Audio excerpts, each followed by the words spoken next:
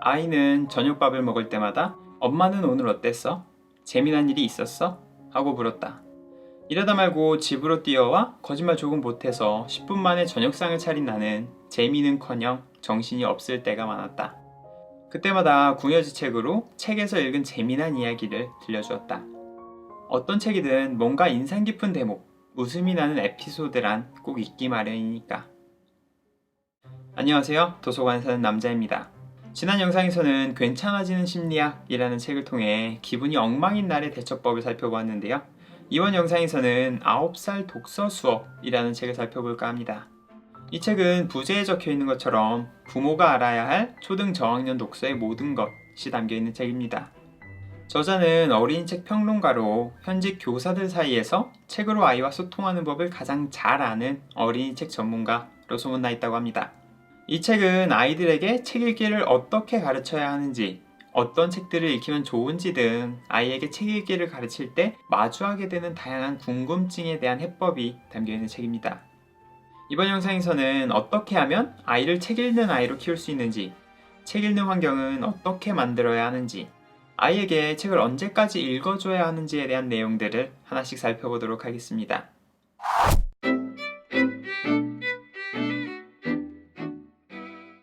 열두 발자국의 저자인 정재승 박사는 어린 시절 또래 친구들보다 한글을 늦게 배웠다고 합니다.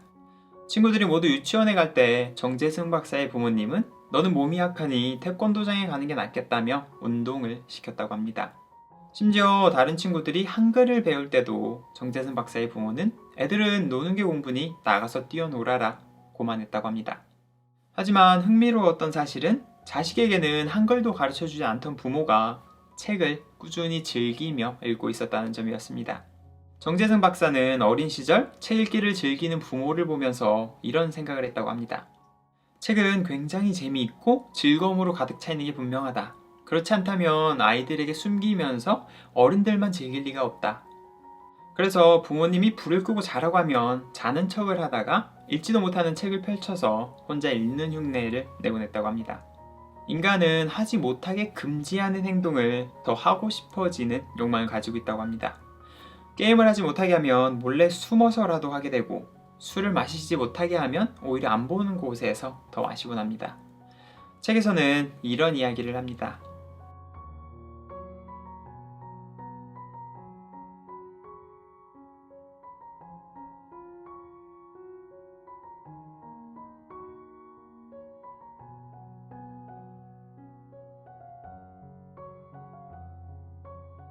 우리 아이가 책 읽는 아이로 성장했으면 하는 마음에 아이에게 책 읽기를 강요하고 있는 건 아닌지 돌아볼 시점이 아닌가 싶습니다.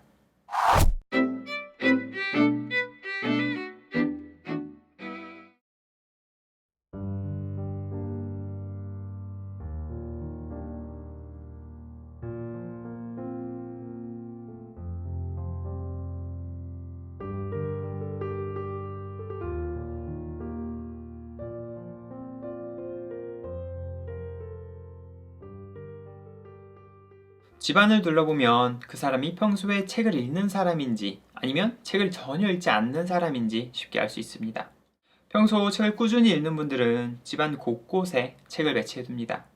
반면에 책을 읽지 않는 분들은 집 구석에서나 책을 찾아볼 수 있습니다. 요즘 어린아이들을 보면 태어날 때부터 컴퓨터와 스마트폰에 노출이 됩니다. 노력과 보상이라는 개념을 접하기도 전에 스마트폰을 통한 즉각적인 보상을 경험하게 됩니다. 게다가 아이들은 공부할 수 있는 나이가 되면 학원 순례를 다니기 시작합니다. 학교에 이어 학원까지 많이 다니게 되면서 심심할 틈은 사라지고 아무 생각 없이 놀 수 있는 시간마저 사라지게 됩니다. 그렇게 심심하거나 여유로울 틈이 없다 보니 아이들은 자연스레 조금만 시간을 투자해도 즉각적인 만족감을 얻을 수 있는 스마트폰이나 인터넷에 빠지게 됩니다. 독서는 오랜 시간을 들여야 하고 만족감도 시간이 지나야 느낄 수 있으니 당연히 나중으로 밀리게 됩니다. 아이가 책 읽기 좋은 환경을 만들기 위해서는 아이보다 부모가 먼저 맡겨야 합니다. 아이에게 디지털 기기를 접하는 시기를 최대한 늦춰주고 스마트폰 대신 자연을 접하고 마음껏 뛰어놀 기회를 많이 만들어줘야 합니다.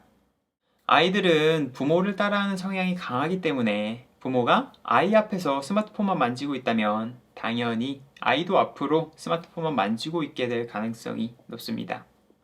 우리 아이를 책 읽는 아이로 키우고 싶은데 아이에게는 방에서 책을 읽으라고 하고 부모는 거실에 나와 TV를 보고 있다면 과연 아이가 책을 좋아하는 아이로 자랄 수 있을까요? 아이가 책 읽기 좋은 환경이란 부모가 집에서 책을 읽는 환경이 아닐까 싶습니다.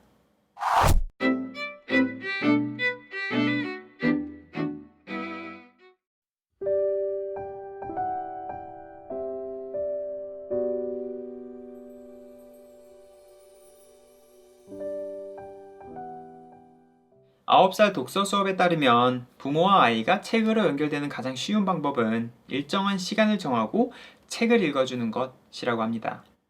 아이가 학교와 학원에 다니느라 바빠지고 부모가 일과 집안일을 하며 바빠지다 보면 자연스레 책 읽는 시간을 내기가 어려워질 텐데요. 꾸준히 책을 읽어줄 수 있는 방법은 잠자리에 들기 전에 책을 읽어주는 방법이라고 합니다. 이 책 읽어주기는 아이에게 책에 대한 결핍을 만들어주는 동시에 해주는 것이 좋은데요. 아이가 스스로 책을 읽지 못할 때는 부모가 매일 꾸준히 책을 읽어준다면 아이 역시 책을 좋아하는 아이로 자랄 수 있다고 합니다. 그렇다면 아이에게 책 읽어주기는 언제까지 해야 하는 걸까요?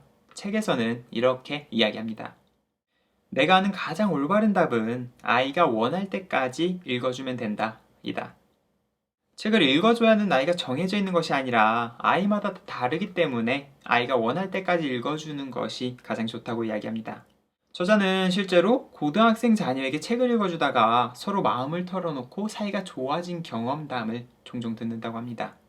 그러니 아이에게 몇 살까지만 책을 읽어줘야지 라고 생각하기보다는 아이가 원할 때까지 책을 읽어주는 것이 아이의 책 읽기에도 부모와 자식의 관계에도 큰 도움이 되지 않을까 싶습니다.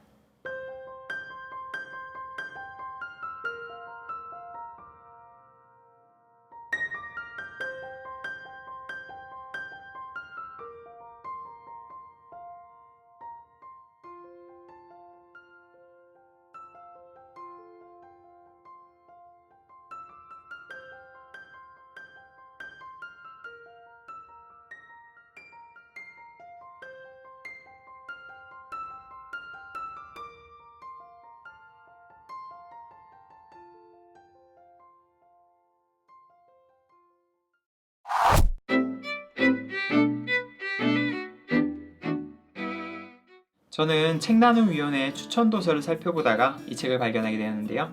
나중에 제 아이가 생긴다면 제 아이도 저처럼 책 읽기를 좋아했으면 하는 마음에 미리 읽어보게 되었습니다. 9살 독서 수업에는 제가 앞에서 소개해드린 내용 외에도 읽기는 언제 떼야 하는지, 아이에게 가장 좋은 책은 어떤 책인지, 아이의 책 읽기에 대한 고민과 책 읽기는 어디에 쓸모가 있는지 등에 대한 다양한 내용이 담겨 있습니다. 더불어 아이들이 읽으면 좋은 책 목록도 담겨 있는데요. 책 중간중간 어떤 책에서 무엇을 배울 수 있는지에 관한 내용이나 마지막 부록 부분에 담긴 상황별 맞춤 도서 목록 등 부모들이 참고하기 좋은 다양한 이야기와 책이 담겨 있습니다. 만약 내 아이를 책 읽는 아이로 키우고 싶으시다면 꼭 한번 읽어볼 만한 책이라고 생각합니다. 어려운 책도 아니기 때문에 평소에 책을 잘 읽지 않으시는 분들도 쉽게 읽어보실 수 있을 것 같습니다. 지금까지 9살 독서 수업이라는 책을 살펴보았습니다. 아마 내 아이가 책 읽는 아이로 자라기를 원치 않는 분은 없을 텐데요. 앞에서도 잠깐 말씀드렸지만 내 아이를 책 읽는 아이로 키우고 싶은 분들은 아이에게 책 읽기를 가르치기보다는 자신이 먼저 책 읽는 부모가 되는 것이 우선이 아닐까 싶습니다. 아이는 부모에게서 가장 많은 것을 배우기 때문에 부모가 평소 꾸준히 책을 읽고 있다면 자연스럽게 아이도 책을 가까이 하는 아이로 성장하지 않을까 싶습니다. 책의 글귀를 마지막으로 이번 리뷰를 마칠까 하는데요. 이번 리뷰가 도움이 되셨다면 좋아요 눌러주시고요. 이전 영상인 괜찮아지는 심리학 리뷰도 한번 시청해 보시기 바라겠습니다.